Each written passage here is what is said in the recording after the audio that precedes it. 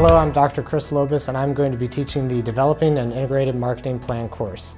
I earned my doctorate in international marketing, and my dissertation focused on consumer behavior, and in my current role as the Senior Director of Project Management at iProspect, I get to use that all the time for large organizations.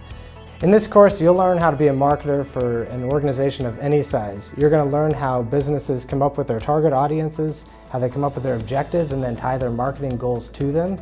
You'll learn about the various media types and the marketing channels that exist, as well as the tools and technologies that marketers use to track their performance. And we're going to finish this course with you presenting the integrated marketing plan that you developed to real-world executives who are going to give you real-world feedback so that you understand the time and energy that it takes to develop a plan like that, as well as the effort to get it approved and integrated into business operations. So if you need marketing solutions today, or you're just generally interested in the field, or you want to pursue your business education further, this is the course for you.